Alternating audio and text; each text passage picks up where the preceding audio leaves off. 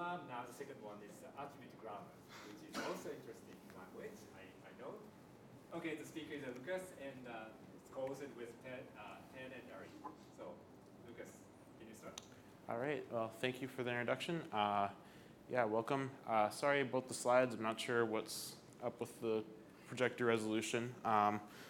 But yeah, so my project was how can we add reflection for syntax trees to attribute grammars.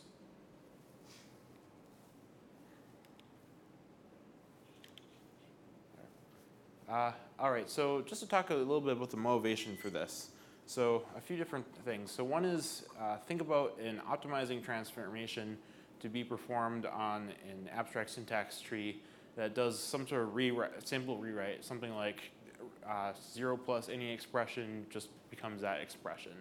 So we can express this using attribute grammar. So here's an abstract syntax production for addition from ABLE-C, which is an extensible specification of C that uses the Silver attribute grammar system. So the production signature here indicates that we can construct an expression from two expressions using the AddExpr production, where E1 and E2 are the two operands to the addition. And we can write attribute equations on these productions. So we have some synthesized equations such as pretty print and errors that pass values up the tree, and some inherited equations like environment that pass values back down the tree.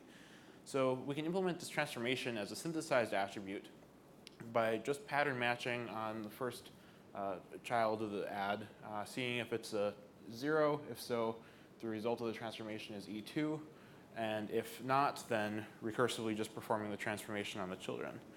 And this all seems very nice, except unfortunately it is not very nice in practice. Because in order to even just write one simple rewrite rule like this, we essentially need a boilerplate equation for every other production in the entire grammar, which becomes very tedious to write. So this really seems to call for some more generic way of operating on abstract syntax trees. The second motivation is talking about tree serialization and deserialization. So this is a common problem in implementing compilers. Say, for example, you want to be able to save environment information to a file between invocations of the compiler. And if your environment is represented as some sort of tree structure data, you want to be able to serialize it into a string and then eventually read it back in and deserialize it back to the original form. You can once again do this by writing an explicit parser format and explicit attribute equations in every production, but this is once again rather annoying and can really benefit from being able to express, to be able to view trees in a more generic way for this sort of operation. The third motivation for reflection on syntax trees is this idea of being able to write concrete object language syntax for writing and constructing abstract syntax trees more easily. So for this, consider a new extension production to C that introduces a new exponent operator. So we have this x star star y exponent operator, and we want this to translate to this piece of C code, which is basically an expression, and inside that expression is a for loop that does some interesting computations. And this is an interesting, sizable piece of code that we want to create as a translation. So for language extensions written in Silver, new extension productions should specify their translation by forwarding to a semantically equivalent abstract syntax tree. This is basically the translation of that production. So the question is then, how do we write this abstract syntax tree for the exponent production? So one way of doing this is by writing out the abstract syntax calls to the productions by hand. This very quickly becomes terrible. For this one simple statement of float underscore res equals 1, it requires this huge mess in ABLE-C. This abstract syntax is also very complicated, and there's many productions in a language like C, and it becomes very difficult to memorize, and it's a big barrier entry to new extension developers. So this is something that we've envied Stratego on for a long time, because they have something like this where you can much more easily get up to speed with writing abstract syntax trees. So Yeah, so this is our approach to the similar idea of that we can extend the meta language of Silver here using the concrete syntax of the object language, which is in this case ABLE-C. So we introduce quote reductions from meta language syntax to object language syntax and anti-quote reductions in the opposite direction. So effectively, in this case, we're combining the Silver and ABLE-C grammars together with this extension to Silver and ABLE-C. We refer to this as the Silver ABLE-C extension because it's the Silver extension for working with ABLE-C. So in this example here, this piece of code that is the result of the translation is basically what is written here that's highlighted in a different color. And embedded within this, the places where we want to plug in various expressions or ASTs that should be written differently are contained within anti-quote reductions, which basically just specify that instead of using concrete syntax to specify this part of the AST, there's some Silver expression that should be evaluated to produce an AST that gets plugged in that position. So now somehow we need to actually translate these quote reductions into the equivalent Silver code and implementing this extension to Silver. So essentially every object language node in the abstract syntax tree needs to become a constructor call to the node's production. And at the same time, we need to somehow recognize anti-quote reductions and directly incorporate their child, which is this kind of expression, into the abstract syntax tree that we built for them. So we could also do this translation process using an attribute on ABLE-C expressions. But once again, this would be incredibly tedious. ABLE-C has almost 500 abstract productions, so it would be a huge pain to implement and maintain. So our solution to all of these problems and more is to introduce reflection of syntax trees to the Silver attribute grammar system. So this basically consists of reflecting syntax trees into a more generic form on which we can perform these sorts of operations much more easily. And this has allowed for a massive amount of savings of over 20,000 lines of Silver code over multiple projects. So just to explain a little more about this generic representation, we have the AST non-terminal that can represent a value of any type in Silver in a generic form. So AST has a number of productions, each of which corresponds to a particular kind of value in Silver. For example, we have integer AST can correspond to an integer. Non-terminal AST has the name of the production and the ASTs of its children. List AST has the ASTs of its children. And then there's the ASTs non-terminal that basically just serves as a collection of ASTs. Also, some things don't fit nicely into this pattern. So there's things like functions and references to decorated syntax trees, things of that nature that don't normally occur in abstract syntax, but we still would like to be able to deal with these in some principled way. So for that, we have the any AST production that wraps up a value of any type. So we have X as the child here that has type A, where A is basically just a type variable, so you can construct an AST containing anything. So then there's basically, to work with this AST representation, we have two operators for converting between AST and the well-sorted trees that you normally deal with. So reflect transforms a well-sorted tree into an AST. Also note here, reflect is a function. The type is sort of written backwards in Silver for functions, just to be consistent with the production syntax.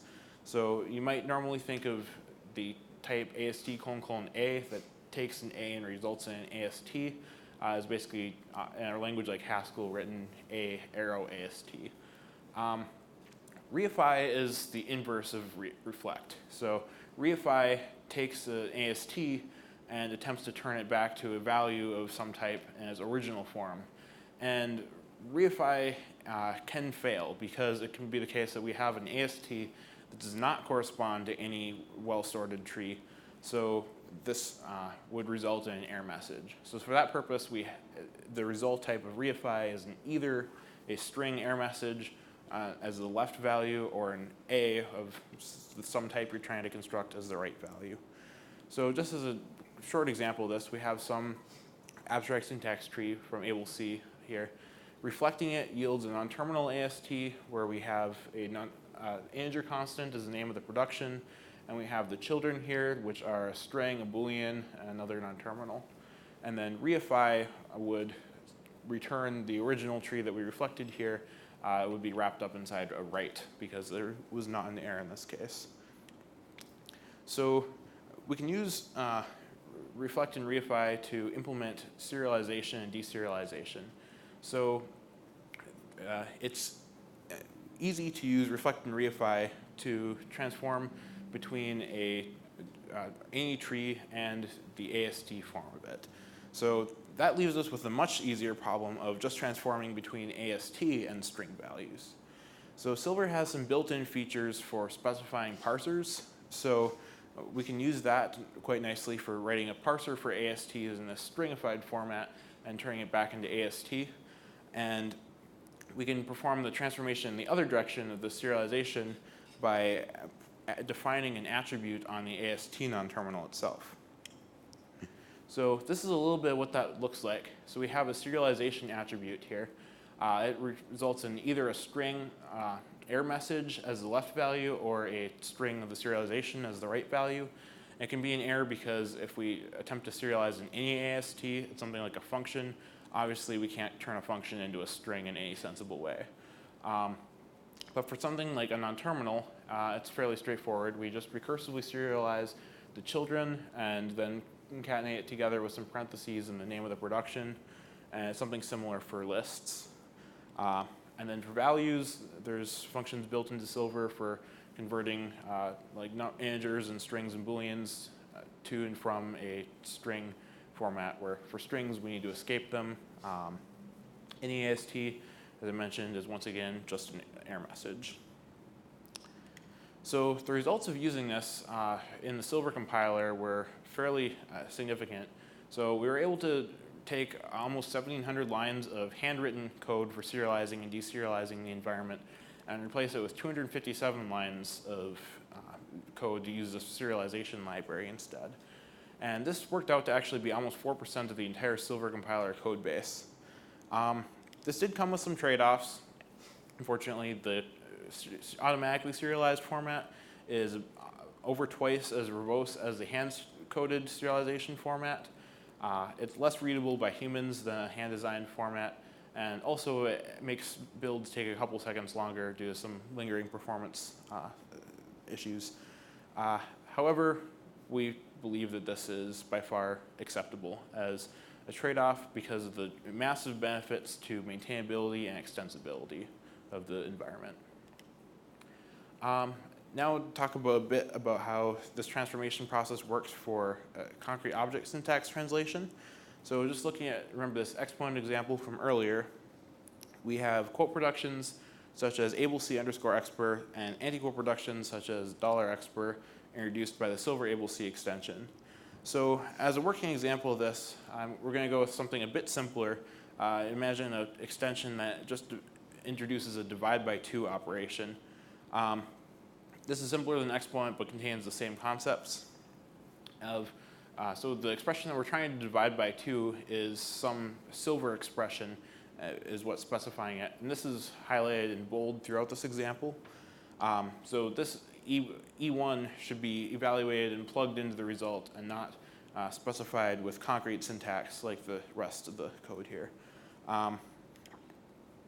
So the equivalent Silver source code that you'd have to write if you didn't have the Silver ableC extension looks like this. It's called the div_expr production with E1 and an int_expr.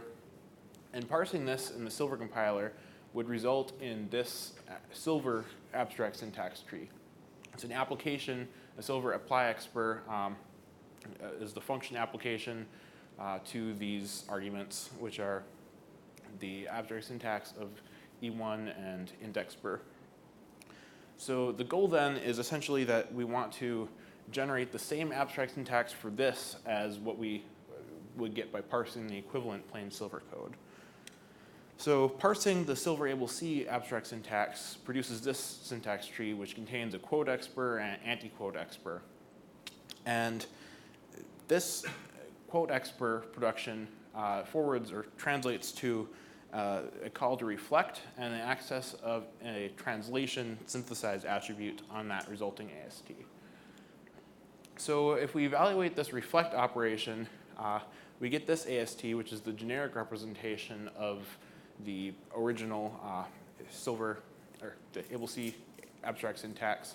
But note that in this version, and before we did the reflect operation, the Silver var expr of E1 is actually what we wanted in the result. So we've sort of accidentally reflected E1 into being this reflected form of that expression. So the translation attribute then, what it needs to do is for every node in the abstract syntax, that we have to construct a Silver expression that would basically construct the value of that AST, but also recognize anti-equal productions, and instead of translating them in the same way, we just reify them back to the pre-reflected form. So now just to quickly look at what the translation attribute actually does. So on AST, we construct something of type Silver expr, which is the translation. On ASTs, we construct a list of exprs, which is basically like the list of arguments to a production or a list. So on an integer AST, so something like integer AST, it's very straightforward. We just construct a Silver int expr, which is like a Silver integer literal corresponding to the integer value. On non-terminal AST, this is a little bit more complicated. So the usual case, the common case is highlighted in bold here. So in this case, what we're trying to do is for object language productions, we want to translate them as calls to the appropriate productions. But non-terminal AST also needs to distinguish between an object language production and an anti-quote production. So in order to do that, we use what's known as a collection production attribute that contains the full names of all known anti-quote productions. So the idea with a collection production attribute is that extensions that are providing object language syntax that are using this sort of translation code can write aspect productions onto non-terminal AST and introduce additional values, which are the names of these anti-quote productions, to this list. So then non-terminal AST, when it is deciding how to translate, I just noticed that there's a typo on this slide. This is saying forwards to. Non-terminal AST isn't forwarding to that. This should be the translation of non-terminal AST is this. So the translation when the production name is in this list of anti-quote productions is basically extract the child of the anti-quote production and reify it. So here's a brief snippet of the Silver ABLE-C extension. Basically actually using this translation code. So for quote expr in the body, it forwards to basically the translation that I mentioned before, where we reflect it and access the translation of it. Anti-quote expr doesn't have a forward because it doesn't really have any semantic equivalent. It's just something that's there to get translated away by the quote expr that's enclosing it. So a anti-quote expression never can possibly occur outside of a enclosing quote expression. And then finally, we have an aspect onto non-terminal AST where we are listing the names of these anti-quote productions. We've also been able to make a few further additions and refinements to this notion of concrete object language syntax. Firstly, we can do more interesting anti-quote productions than just a direct thing that should be plugged into that point in the AST. So for example, for a function call, in ABLE-C, we have a non-terminal for a list of expressions that are the arguments. And we may want to plug in additional arguments in that list. So we need to generate more interesting code in that case to actually append two lists of arguments together.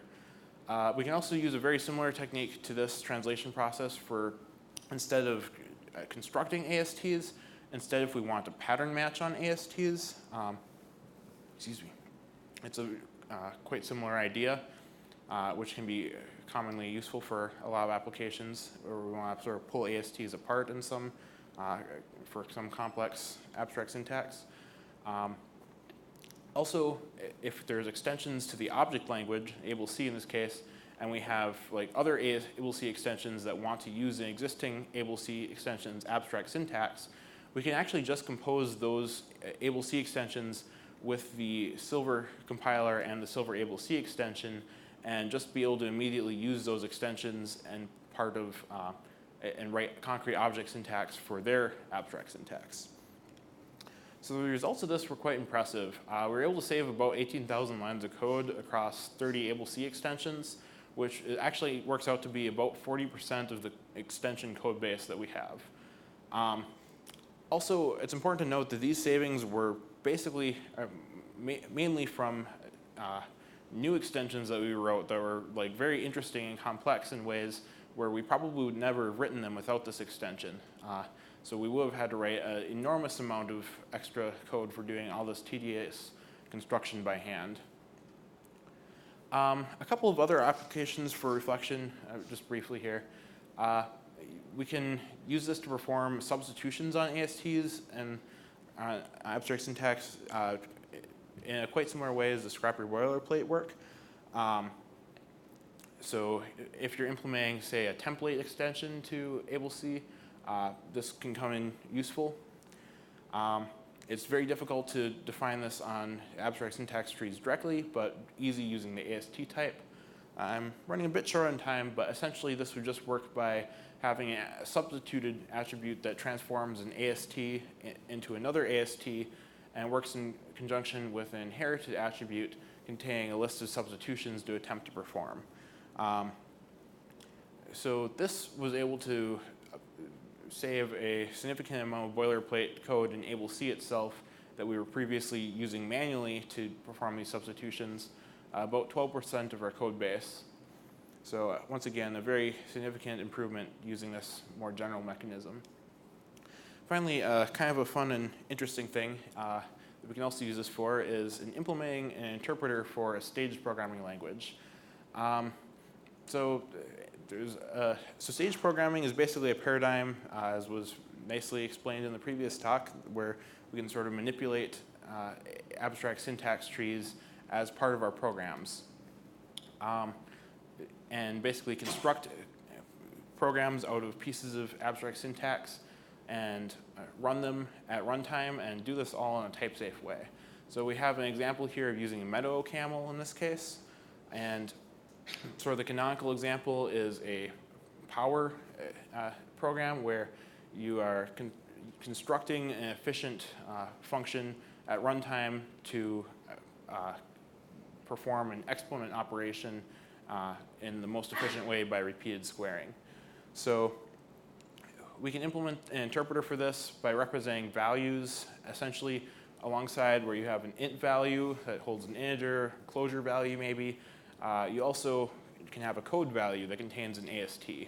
I don't have time to look at the details, but essentially we can just use this to, we can use reflection to transform quoted pieces of expressions and reify them back when we have stuck them together to build a piece of code that should be evaluated. Some of the implementation challenges with reflection.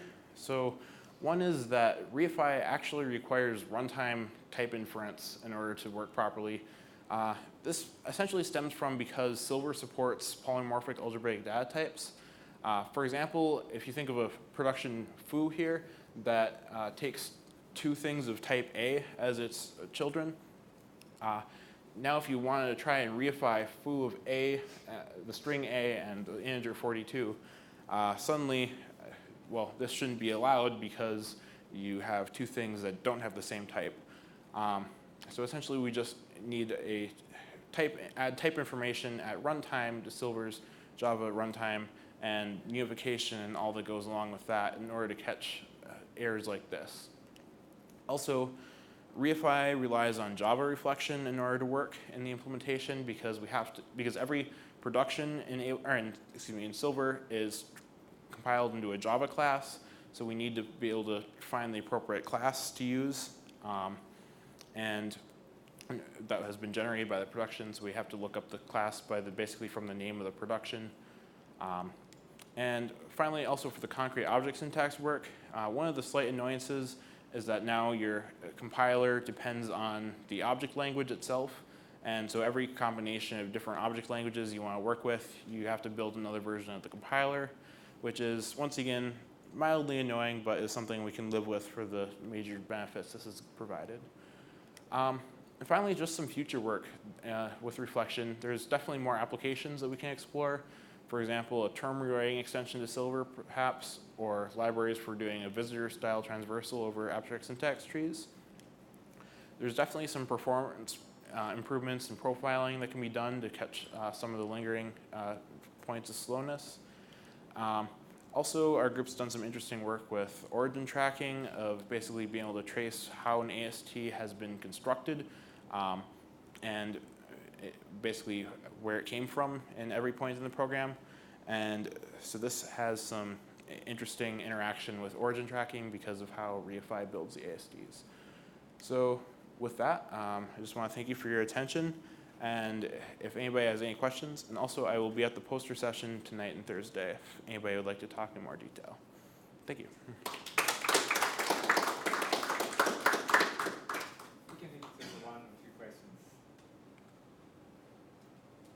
Yes. So I like your figures on how much you are saving.